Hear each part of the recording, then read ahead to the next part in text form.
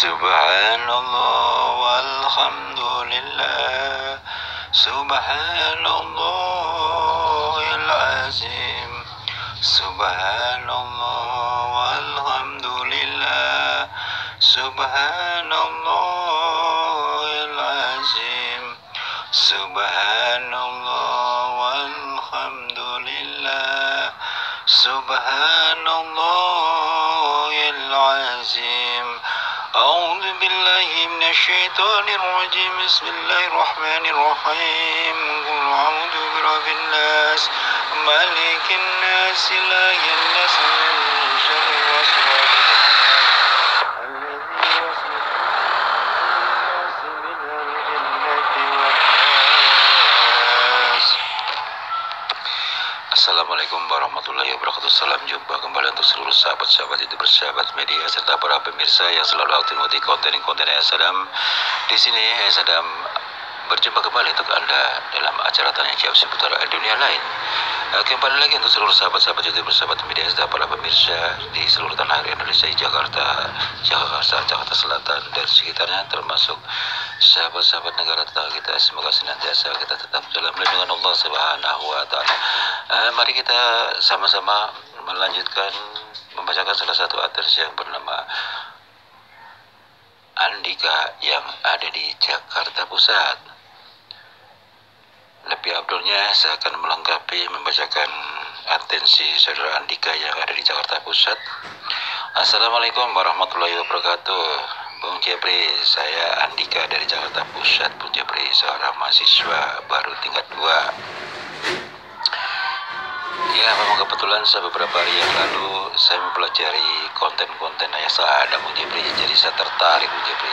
Memang kalau dirasakan ini sangat-sangat berarti, Bung Jepri. Secara tidak langsung dapat dengan mudah untuk menolong banyak orang ya, Bung Jepri, ya, untuk konsultasi. Kalaupun ada konsultasi kan minimal harus ada biaya kan, begitu Bung Jepri. Bahkan lihat sepak terjang Bung Jepri kayaknya bagus sekali ya. Keluar lapangan, menolong banyak orang, baik yang kesurupan maupun pengusiran, dan termasuk yang terdapat orang-orang yang sakit, katakanlah sakit-sakit yang menaun, sakit-sakit yang berhubungan dengan masalah gaib, kiriman-kiriman gaib seperti itu Bung Jepri ya. Maka di situ saya salut sekali dengan adanya channel Ayah Sadam. Baru kali ini saya mengetahui adanya youtuber yang ada. Inilah salah satu contoh yang Bung Jepri ya. Begini Bung Jepri, kita kembali masalah atensi saya. Saya mewakili kedua orang tua teman saya, Bung Jepri. Pada saat itu kan saya memang teman dekat. Nah, yang dibicarakan adalah orang tua teman saya. Kebetulan anaknya baru satu, itu teman saya gitu, Bung Jepri. Kami sama-sama satu kuliah. Entah kenapa setelah bapaknya habis merantau kurang lebih setengah tahun, Bung Jepri, pulang-pulang ada perbedaan kalau ini menurut teman saya yang jadi anaknya, Bung Jepri. Karena kami teman baik, sering sharing, kalau ada apa-apa sering ngobrol, berpendapat gitu Bung Jepri. Kebetulan teman saya curhat dengan saya, Bung Jepri.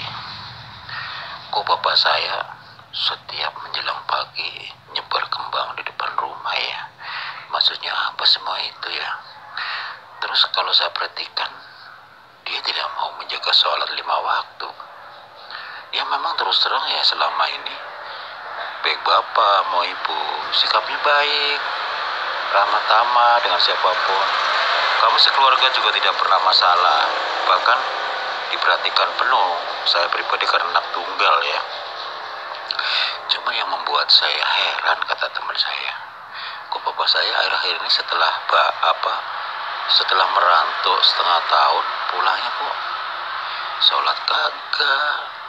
Dia hanya cuma duduk komat kamit, terus setiap menjelang pagi menyebar kembang di depan rumah. Itu yang membuat saya tanda tanya. Dan ya memang terus terang, pada saat saya masuk kuliah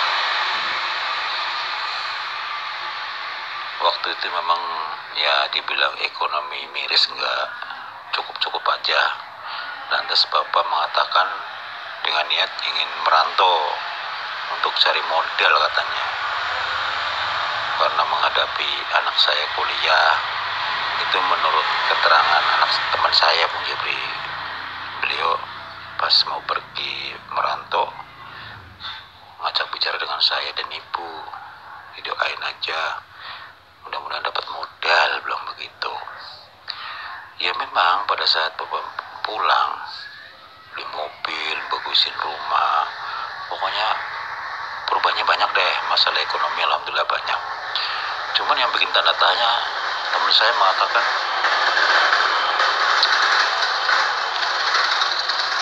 tidak mau menjaga sholat 5 waktu, karena selama itu teman saya memperhatikan terus Bung Jepri sikapnya bapaknya, yang lain gak ada perubahan, cuman itu saja, sholat kagak, yang ada cuma duduk dan komat kamit.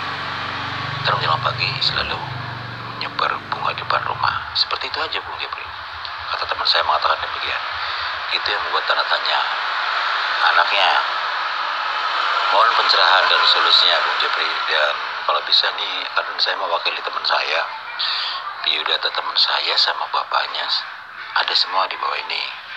Ini sebagai pribadi aja, sebagai penghantar Bung Jepri, untuk membantu mendeteksi jauh-jauh Bung Jepri apa yang sebenarnya terjadi pada bapaknya, perubahan-perubahan itu dengan adanya menyebar bunga dan kenapa tidak mau sholat, seperti itu Bung Jepri. Terima kasih Bung Jepri, saya Andika. Mudah-mudahan atensi saya cepat dimuat Bung Jepri ya, dan terima kasih pula atas pencerahan dan solusinya. Wassalam.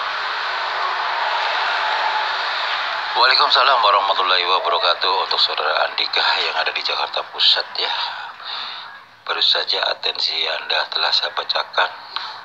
Intinya Anda mewakili teman dekat Anda ya, dengan problemnya bapaknya yang selama itu setelah merantau ada perubahan-perubahan. Yang Anda tanyakan adalah perubahannya cuma 2 macam ya, barangkali 3 macam. Yang pertama, kebiasaan dia menyebar bunga dan tidak mau sholat. Yang ketiga, perubahan masalah ekonomi, yang tadinya rumah jelek jadi cakep, bisa mampu beli mobil, begitu ya. Alhasil untuk saudara Andika, coba perhatikan bahwa bapaknya teman Anda, dia memiliki jalur yang menyimpang. Ini cukup Anda dan teman Anda saja untuk pengetahuan ya. Jangan disebarluaskan kemana-mana, nanti kesannya seuzon, sulit untuk membuktikan karena ini berhubungan dengan masalah gaib. Bisa saja kalau saya mau membuktikan, saya dobrak supaya bisa mengakui si bapaknya itu. Tapi sementara ini diam saja dulu ya. Nanti kalau ada reaksi-reaksi baru, ada sentilan-sentilan dia tidak terima adanya, dipersilakan untuk saudara Andika, teman Anda bicarakan ya. Saya akan buktikan ya. Dia akan mengelap adanya dan dia akan bicara dengan sendirinya atas perlakuan yang selama itu, selama setengah tahun dia merantau.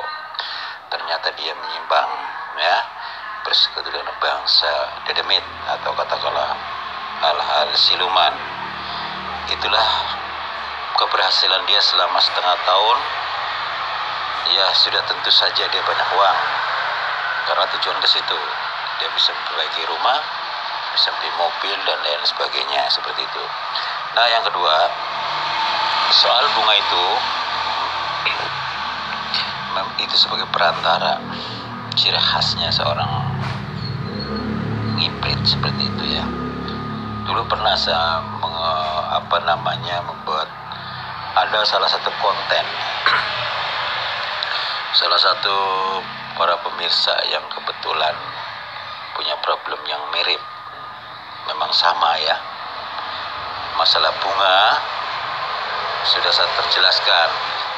Barang siapa yang melangkai bunga tersebut, dia sebagai salah satu korban, karena orang tersebut memang butuh nyawa ya untuk katakanlah sebagai korbannya.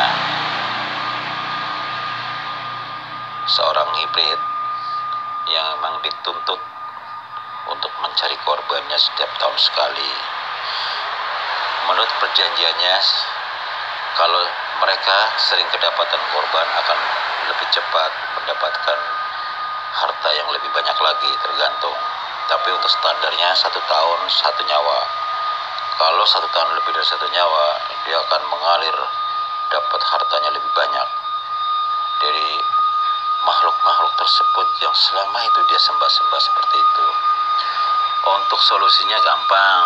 Untuk saudara Andika, Anda bicarakan dengan teman Anda ya baik-baik, dan harap bersabar dan ditahan. Jangan pernah koreksi langsung terhadap kedua orang tuanya atau ke bapaknya. Nanti timbulnya akan jadi masalah. Anggap aja tidak tahu, kita diam-diam saja. Coba anaknya disuruh membaca surat Yasin tiap malam. Nanti reaksinya bapaknya seperti apa.